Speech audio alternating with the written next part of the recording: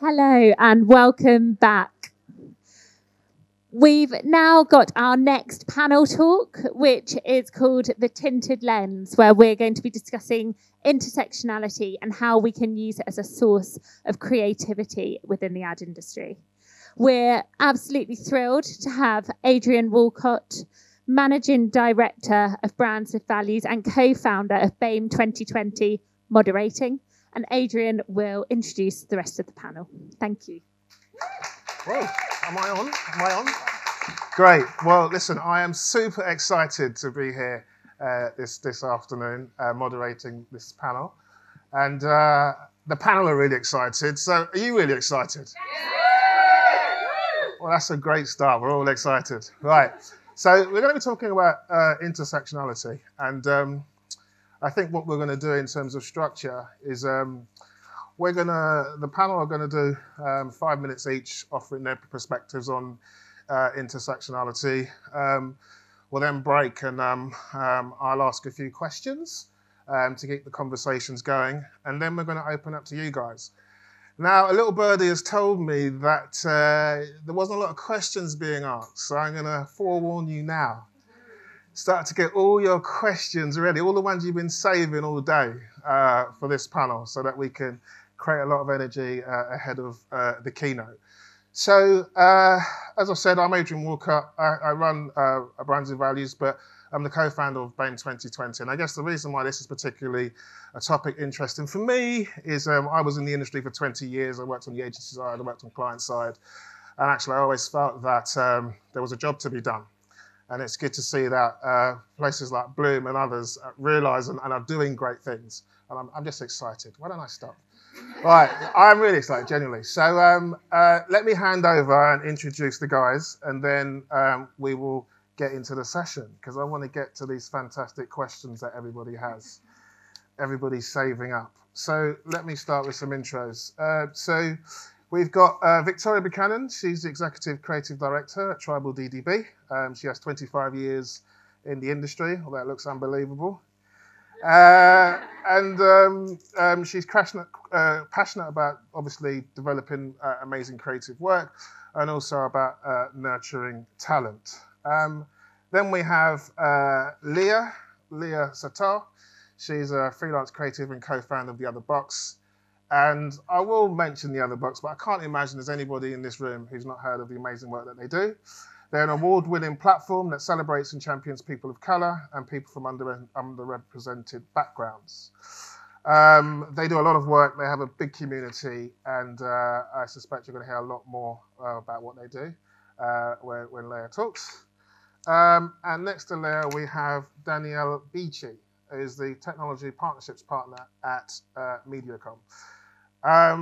Danny worked client side, is now agency side, and from the discussions we've been having, I think you're going to be in for a treat. And finally, but not least, shall we say, is Dora Michail. So Dora Michail sits on the board at Telegraph. She's the MD of the commercial growth, and a keen advocate of what is it we can do to drive change in the industry that we love so dearly. So without any further ado, let me get the guys to just share their perspectives on intersectionality. And I'll start over there with Victoria. Can we get a round of applause for Victoria, please? Is that working? You can hear me. Hello. Intersectionality, I have to be really honest and say, until I was asked to come and talk here, it's not a word I regularly use. And my daughter keeps asking what intersexuality I'm talking about. And I said, well, it's kind of part of it. But and then when I did start thinking about it and researching for today's session, I realised what it was and the different lenses that we all have and that we all identify with. And there may be labels, or there's all sorts of words you could use for it. I'm here with a couple of lenses that I can focus on. One of my intersections is obviously being a woman, and it's a massive one we're all sharing today. And a second one is dyslexia. Another one I have is being a mother. Another one is my age. and another one is perhaps my privileges, my education, my class. We often don't think about everything in this way, and it's such an interesting way to sort of layer your position and who you are. And I think when you can break down the parts of your character into these intersections, but then layer them on top of each other and realise how that and that make something else, but that and that make that even harder, and that has stopped me doing that. And I think it helps. It's a bit like therapy. It's a bit like unpacking yourself and finding what you're made of. And I think when you put all your intersections out on the table, that's who you are. And I think it's a quite a healthy place to start. And I think this language is very constructive in helping you unpack yourself and find out who you are, and in packing yourself up and explaining why certain things are happening. So that's my kind of position. Hi everyone. I guess the easiest place to start is to kind of tell you a little bit more about what the Other Box do and how we work with intersectionality. So yeah, we are an award-winning platform for increasing diversity in the creative industries, where we celebrate people of colour and people from other underrepresented backgrounds. And by what we mean by that is not just looking at sort of ethnic diversity, but we look at LGBTQI, we look at class, we look at people outside of London as well. So we have a community in London, we have one in Manchester, and then we have one in Bristol, Wales, Scotland, opening in 2019, which is exciting. Basically, anyone that's ever felt othered by the mainstream narrative. And we set up 2 years ago, 2016, mainly out of frustration that the diversity conversation was very much focusing on gender, and gender was in very binary terms. So it was literally male and female, and it was mainly white middle-class women, and I didn't see myself reflected as a South Asian woman from a working class background, originally from Manchester. There were so many layers to my identity that I didn't see in sort of creative teams, I didn't see on judging lineups, I didn't see in this industry. And I knew there was brown and black people here, but I just couldn't see them anywhere. So we set up on a mission to find these people and bring them together and create a community to empower one another. Fast forward 2 years, we went full time in June, which is exciting. And basically what we do, so we run workshops on unconscious bias and how to create more diverse and inclusive workplace cultures. Because I think a lot of the thing, especially with the diversity conversation, people think just by hiring more sort of brown and black people, you're going to fix a problem. But actually, if you've not got an inclusive workplace that's retaining that talent, then you're just going to be back at square one. So we really challenge the companies that we work with to look at what they're doing, look at the bricks and mortar, look at how they do things, culture and all that sort of thing, to really create an inclusive workplace culture that retains the talent that they're so desperately trying to hire. We also work with our community. So we have currently over 2,000 creatives that we support and connect to opportunities within the industry.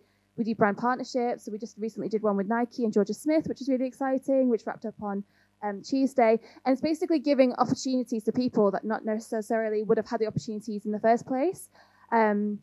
Especially as coming from a working class background as well, like there are so many barriers already in place. Like the fact that when I first moved to London 8 years ago, and also just trying to make it easier for people, we give them advice on finances, we tell them how to work with microaggressions, we teach them how to do copywriting, how to have a sick portfolio and CV and things like that. So it's basically just trying to empower people who just, come from underrepresented backgrounds.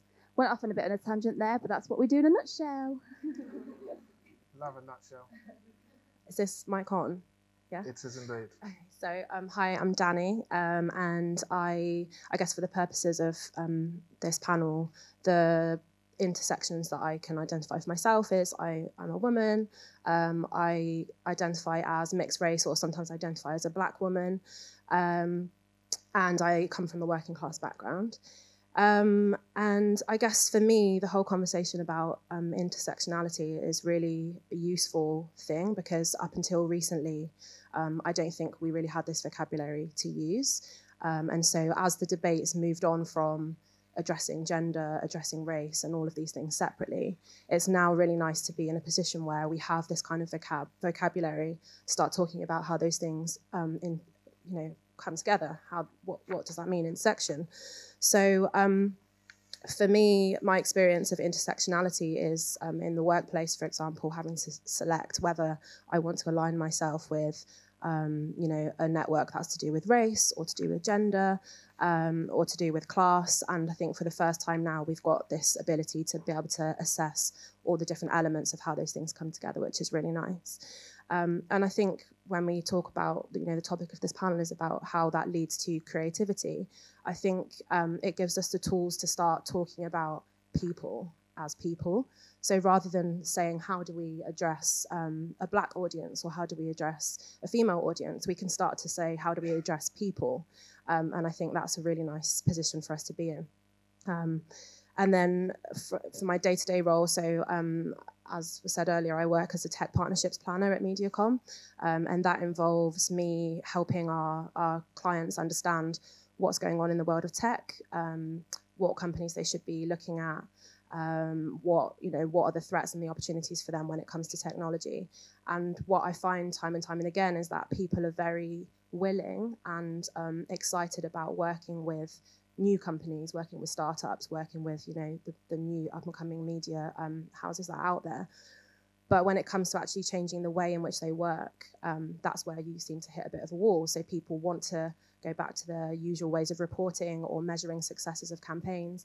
And I think it's all about the culture. People are willing to work with new people, but not necessarily shift the culture. And I think that's a good reflection of the whole debate about intersectionality, is that we're very willing to accept that we need diverse voices, we need diverse people, but we're not fully equipped yet, I don't think, to actually take on those people's perspectives and change the way that we do creative work to take on those diverse people's voices.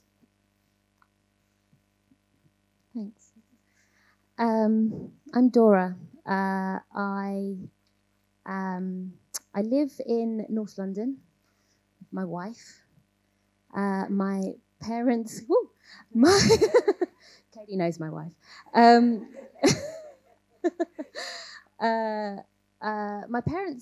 grandparents, they came to this country in the 1950s.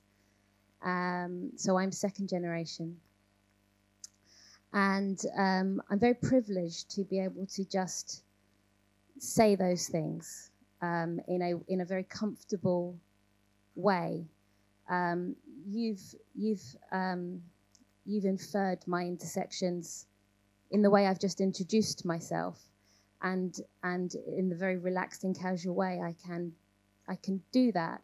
Now that's not always been an easy thing to do, to declare some of those things, and so I come at this topic from a perspective of having worked my way into a certain position of privilege that allows me to sit here very comfortably and tell you who I am, and you can take from that what you will. But I take that position of privilege very seriously. Adrian mentioned I'm on the board at the Telegraph. Just being who I am and making no secret of any of the things that I've just mentioned makes it easier for anybody else, or I hope it does, who might be at the Telegraph and who might be a little bit like me in some fashion. So I come at this from trying to be authentic, trying to be honest, trying not to hide anything or see a reason to do so, and encourage that amongst my colleagues and peers, because I know from experience that the moment I stopped worrying about pronouns, the moment I stopped worrying about figuring out how to answer the question of what my boyfriend did or what my husband did, when actually the answer is what my wife does or what my girlfriend did, as soon as you stop worrying about that, you just begin to flourish. You stop being so concerned about the things that you're trying to hide, and you can focus on all the things that make you an asset to your company, to your family, to your society, your community. So that's what I'm very keen on. Wow. Wow. Wow. Well, we've heard some very profound things there, but let me cut to you, Dora. So you talked about there came a point in your career when you felt comfortable, right? So and you've been able to speak quite freely and quite openly. How did you get to that point? Because I imagine there's a lot of people in the audience who are sitting in their organisations. From what you described, in every sense, is the holy grail, right? To be authentic, to allow your superpower to shine. So, can you share some of the how you got to that point? I mean, everybody's going to have a different journey, and you know, this idea of being authentic. You know, there's this term, you know, this idea of coming out. You know, that could be, that doesn't have to be about your sexuality. It could be about anything. It could be about any of the things that any of us have just talked about on this panel, and the intersections at which we find ourselves. And some of those things, there are occasions where I have to come out every day because people make certain assumptions, and you've got a choice. We've all got a choice about whether we correct those assumptions or not, or whether we just let them fly, because it doesn't matter. It doesn't matter if people think I've got a husband versus a wife. You know, you choose. So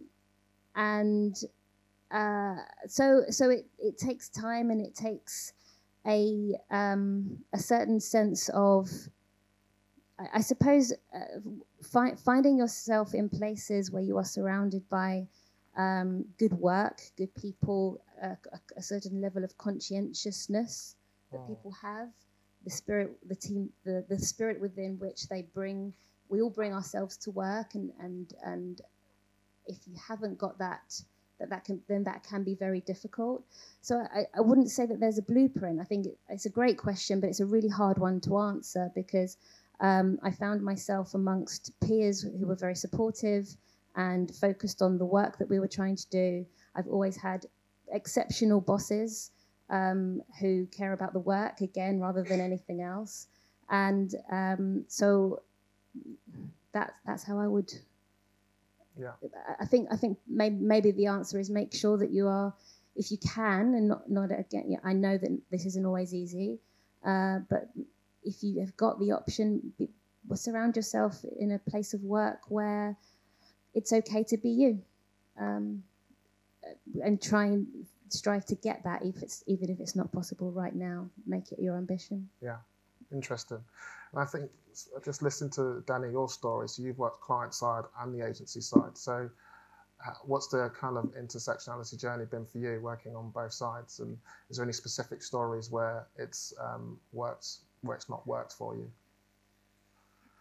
So for me, when I worked client side, I worked in the finance industry at a bank. And so my first job out of uni, I think for anybody in that situation, you're not really even sure of yourself at that point. So being able to be myself in that environment was probably a bit more of a challenge. And I think when you work in a large organisation like that, there are efforts made to make everybody feel included. So there'll be a network for this and a network for that. But as I mentioned before, you find yourself having to sort of pick and choose. Do I want to go to the women's network, or do I want to go to the Black and ethnic minority network, or, you know, what's most important to me? And those decisions are impossible to make when all of those things affect you equally. And then moving to agency side, I think in a creative industry such as ours, I feel like there is more opportunity to come to work being your true self, because I think everybody understands to a certain degree that we do better work when we're ourselves. But I think, and we were kind of talking about this earlier, the added pressure when you're agency side is that you have to make sure your clients are happy. And if certain things are said by clients, or, you know, certain things are said in environments where clients are present, it's a lot more difficult to challenge those things when your budget depends on someone being happy, or, you know, there are decisions being made outside of your organisation that affect the money that your company's making. So it gets a bit more difficult, I think, in those environments to be your true self when you're under the scrutiny of someone who's paying your bills.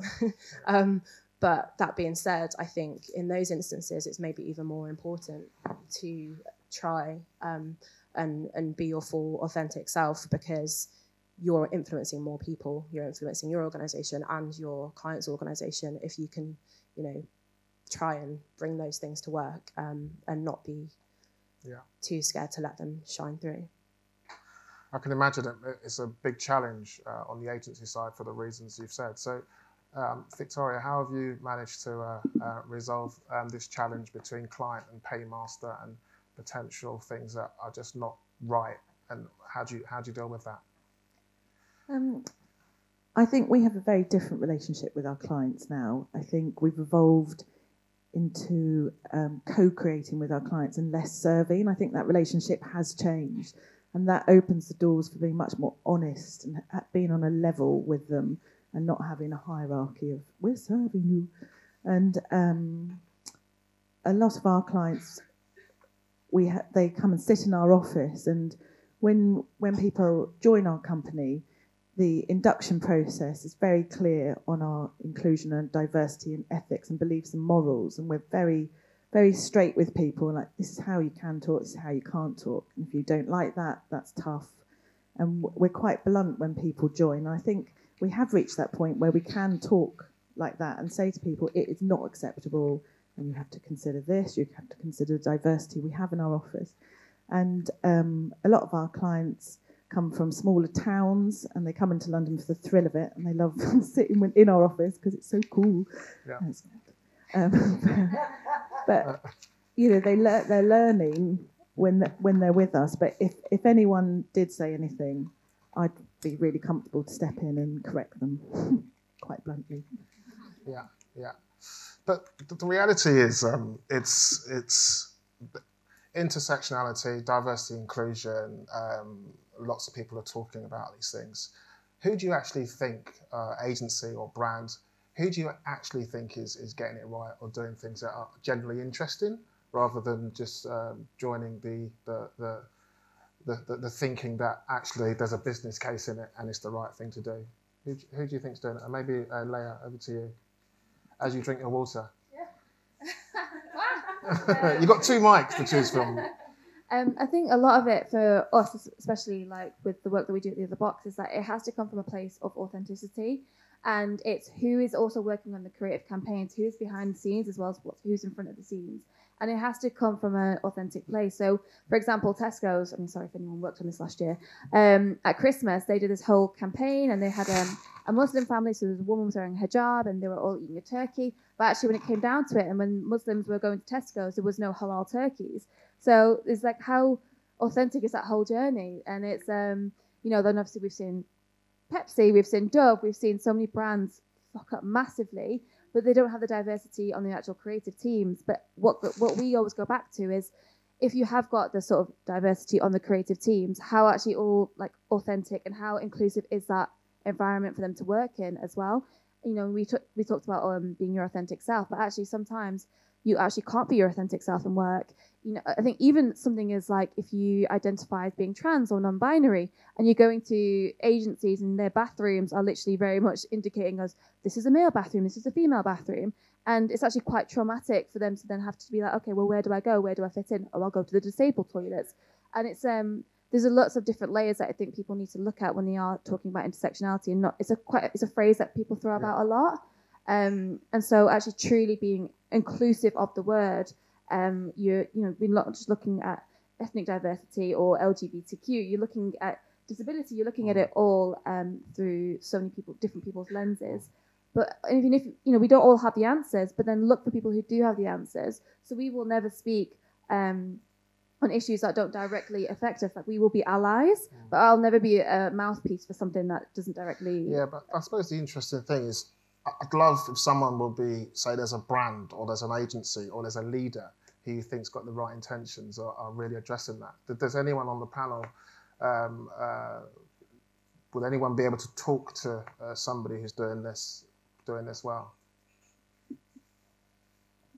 Mine's not necessarily a brand example, right? But for me personally, this year, last month was Black History Month, and I think often a lot of the time in organisations you want to, do all the right things and make all the right noises to make sure people know that you take those issues seriously. And often I've seen people try to celebrate things like Black History Month and sometimes get it quite wrong in the workplace. And I think what was done really nicely this year where I work is, instead of the powers that be organising the events for the month, they actually handed the reins over to a group of us, quite like junior people, and said, we want you to organise it. We want you to go away and organise all the events. And what we put on was a really exciting series of events which the whole organisation got involved in.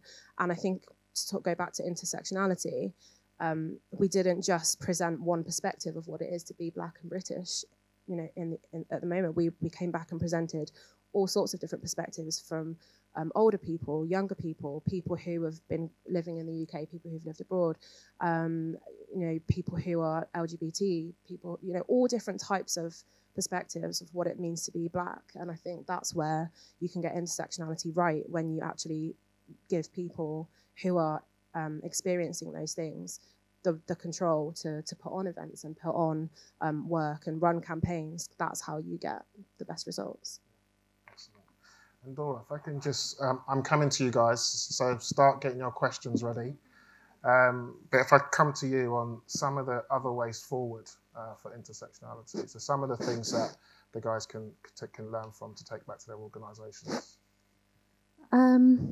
So about a year ago, we at the Telegraph set out to create some of the, and we talked about this earlier, the employee resource groups. None of those things existed at the Telegraph before.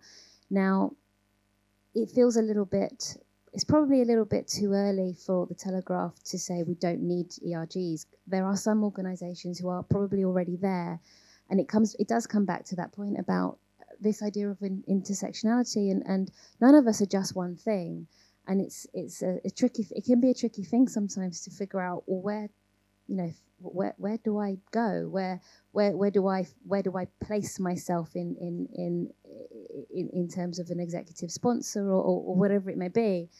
And but what we learn is actually very much similar to what you've just said, which is the best thing that we can do is to hand the reins to our employees and to ask them what would galvanize them. What is it that actually excites them about Black History Month, and what is it that we could do? And we had Karen Blackett come and talk to us.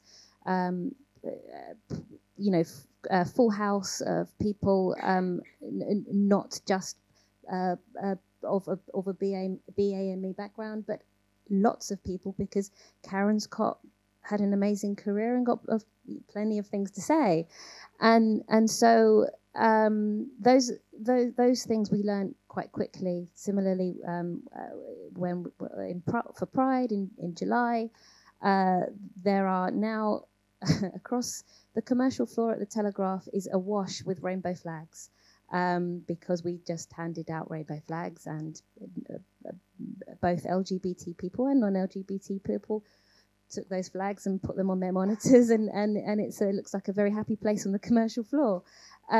So I suppose the point of telling this is to say that you can start really small, and I don't know what the sort of experience is and how easy it may be for people where there isn't any ERG to set these things up, but the point that we found is that it's really possible if you just get a small group of really passionate people.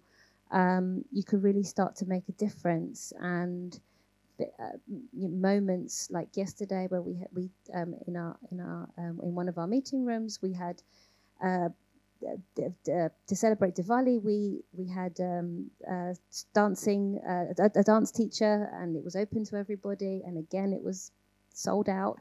We didn't charge, to be clear. But again, all organised by just people who are passionate and people who want to share, whether it's their culture or their background or just a celebration with their colleagues. And I think that can be really, really powerful as a way to just start.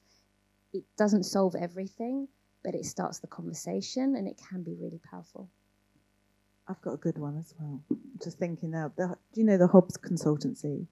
They came in to talk to us, and she told her amazing story. And when we have a lunch and learn on a Thursday, and when I turned around, there were loads of people with tears in their eyes, and you could just feel the sort of power in the room and the energy. And then one by one, people put their hands up and said, "I'm 35. I've just been diagnosed ADHD."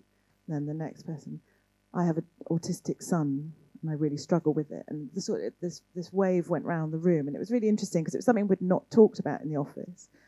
And then on National Inclusion Week, we did every day, we asked different people within the agency to write a story. And they all came to me, and I was going to copy edit them and make sure they were exciting and interesting enough. I didn't touch a word. When people wrote a story about something that was close to them, they wrote beautiful little stories. And the first day was a guy who took paternity leave. He was the first man in our office to take paternity leave. And he wrote this heartbreaking story about what it was like to be a dad at home with a baby, and how he was mislabeled. No one ever thought he was a father, and his story was amazing. And then we had an ADHD. We had a black lady who has worked her way as a coder through the tech world, and her story is just heartbreaking, how tough that journey has been. I wrote one on dyslexia and sort of being labelled as stupid and failing at a school level, and then finding art to sort of fight through it, and then eventually art becoming my superpower. But then, getting to a board table after having that education end of my life, being boxed up as a dyslexic thicko. And it's just such a simple thing, and we're going to do it every year now. We're going to hunt down for people to find a story and share. And I think it's a really simple thing to do in your office. But the amount of people that came up to my desk, and I checked with everyone else, people came up to their desks, chatted in the coffee, in the kitchen, it just dropped barriers and opened doors, and it's really changed the atmosphere of our agency. So I give you that one as one to take back to your agencies. Brilliant. Thank you, Victoria.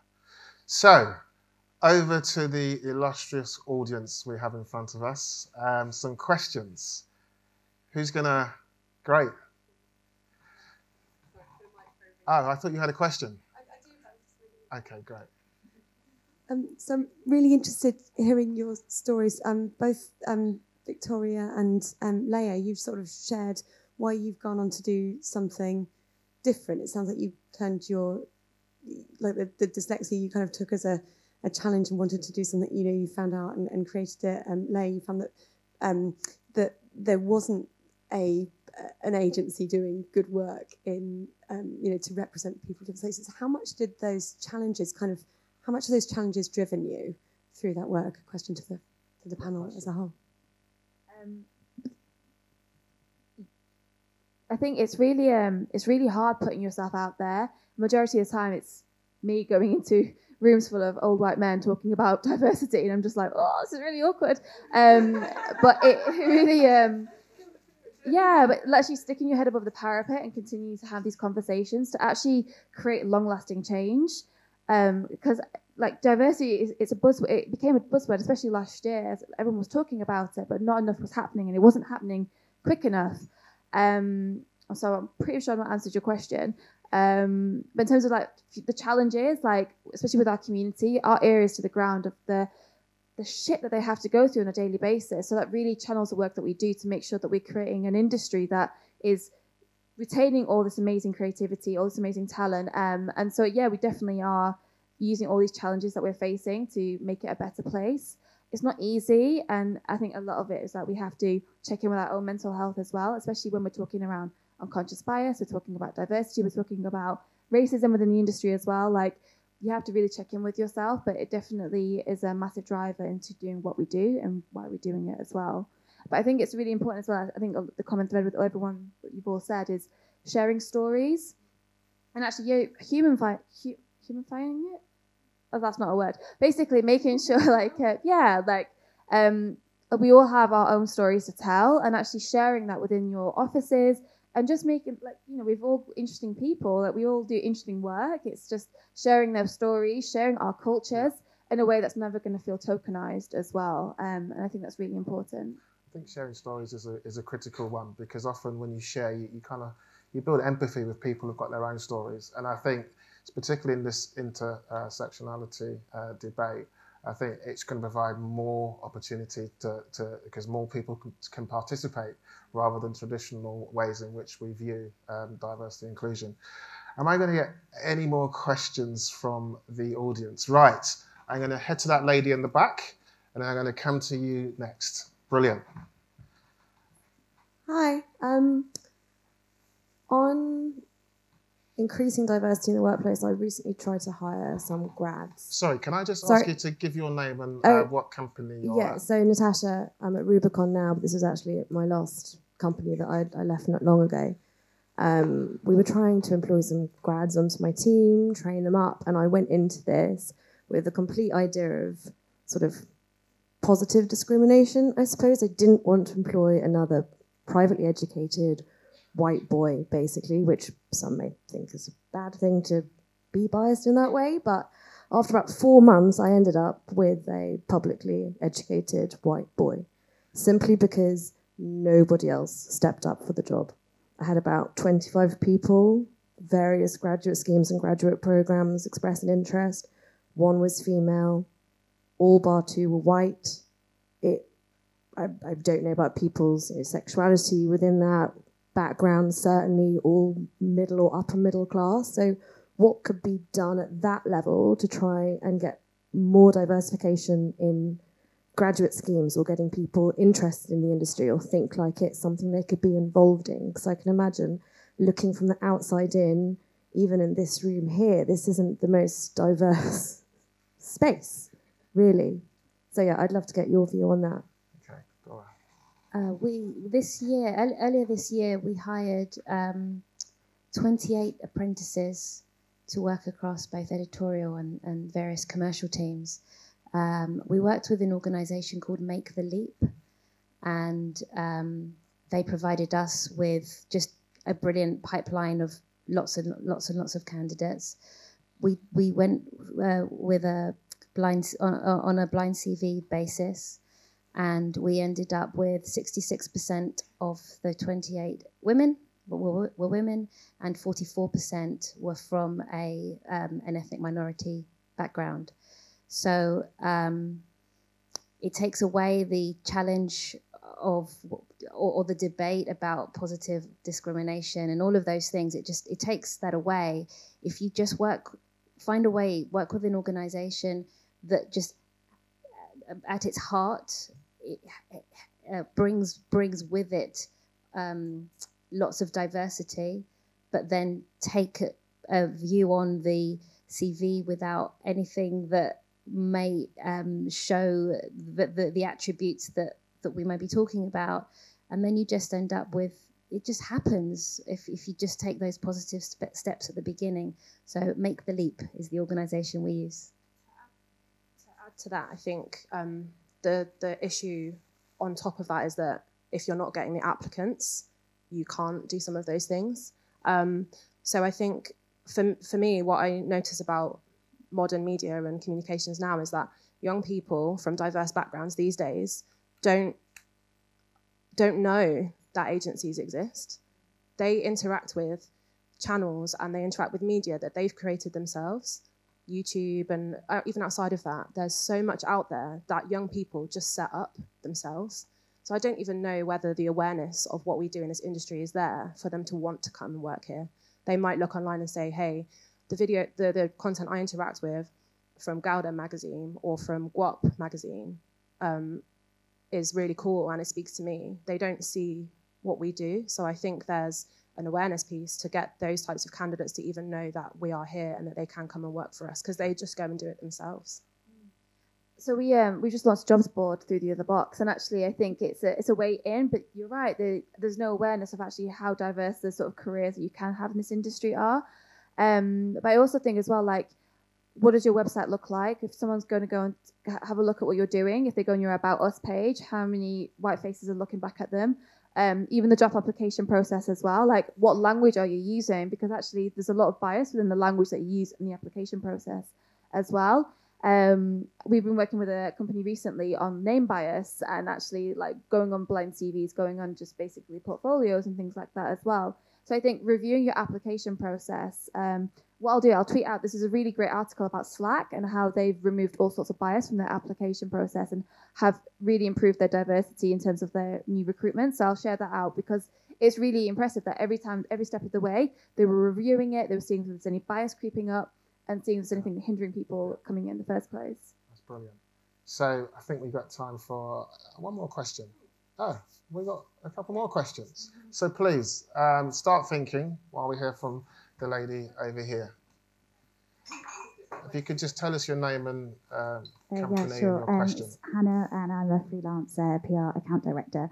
Leah, I know you were saying earlier about diversity being a real kind of buzzword in the industry, especially last year.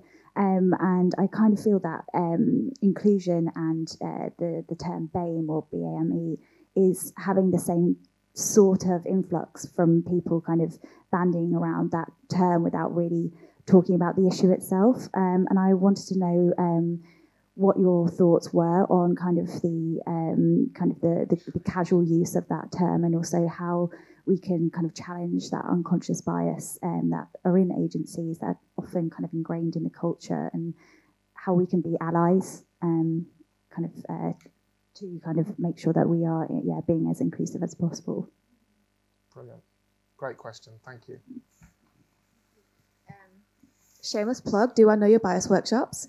I think as well, really simple things that people can do to be a really active ally, which is like diversifying your media stream. So whatever you look at on social media, like if you're noticing that you only follow white women, try to find other people that you can find. And actually Galdem is a really great resource in terms of the articles that they put out there. Also Amalia. So Galdem is it's a media platform where they put articles out about all sorts of things, but actually it's all written by women of colour and non-binary people of colour.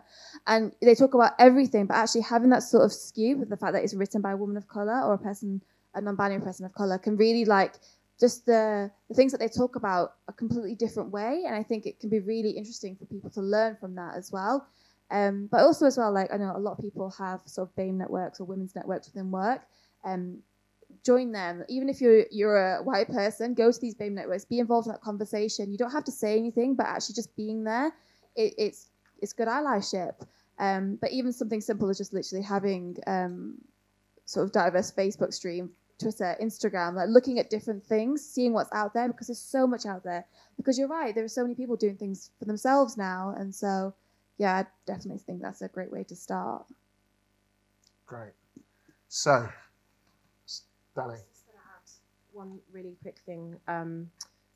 I think inclusion has become a bit of a buzzword as well, and I think it's as important to get people in as it is to keep them there and make them feel valued.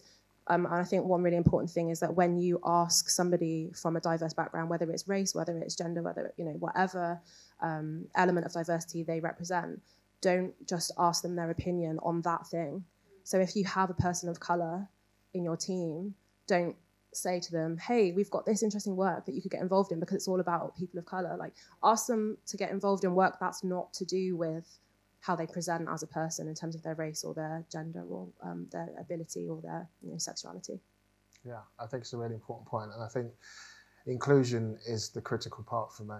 I think a lot of the stuff that we're doing will see a lot of people from diverse backgrounds enter the industry, but the critical thing is it's a ticking time bomb if you can't find ways to make those people feel inclusive. And I think a lot of that links back to the culture and finding ways to make people a place where everybody feels they can bring their superpower to work. So do we have any more questions? One final question from the audience.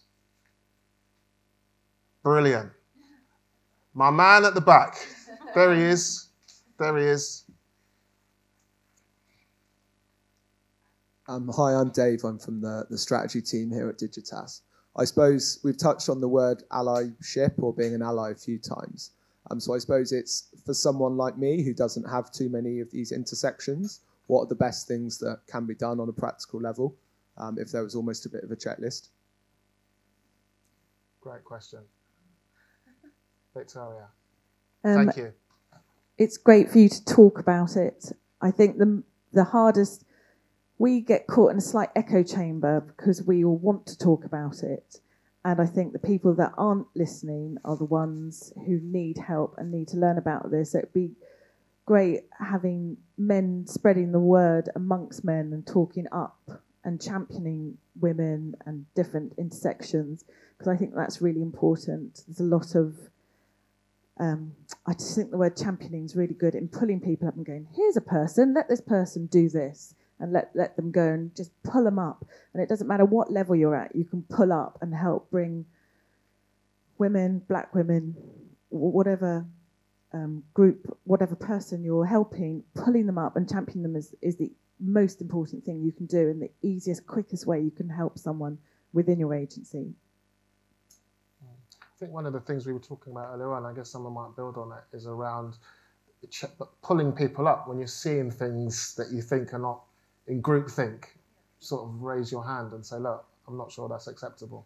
And correcting. My favourite one at the moment, when I get caught in a meeting, which is, and I just look around and go, it's all men here. I always, at the end, very politely go, oh, thank you, that was a lovely man meeting. And just walk out, but it bothers people. And I think it's right to keep pointing it out. I know they think I'm annoying and here she goes again, but it's still important to bang on about. I definitely think sharing the platform as well. And also as well, like thinking about who's not in the room, whose voice is not being heard at that particular time, or whatever project you're working on or whatever you're doing, whose voice is not being heard, and then bringing them in as well. And also mentoring as well, I think is really important, whether it's in your organisation or externally as well. Mentoring can be really amazing for just hearing different perspectives and giving opportunities to people that are different to you. And I think, there's still a lot to learn from all of us. So, yeah. I think another practical thing you can do is, I guess it's quite difficult to ask people questions about themselves, but perhaps spend time asking people about the things that they're passionate about. Go for coffee with the person in your team and ask them, like, tell me more about your background, because we don't do that enough even amongst ourselves. People that look like us, we don't know enough about each other. So going that extra mile and asking people, and perhaps one step further is like sharing stuff about yourself, because as we said at the start, we all do have elements of ourselves which are diverse. So sharing like stories with people about maybe your upbringing or I don't know, like your background, so that they feel that they can then share and reciprocate with you. I think just like trying to spark some of that conversation and make people feel comfortable is a really nice way to maybe start some of these things. Brilliant. And the last thing I would say, and I agree with all of those ideas, is make space. Make space for people who don't always get a chance to be represented. If you get asked to do a panel, maybe suggest one of the women on your team instead, because I'm sure they've got brilliant ideas. And so it's so important, if you're going to try and be a good ally, and it's a great question, make space for people who sometimes get overlooked. Brilliant, thank you. Well, I think I'm being told that is it. So thank you all for your questions. Big thank you to the panel. And I hope the keynote is a brilliant one to end off an amazing day. Cheers, guys. Thank you very much.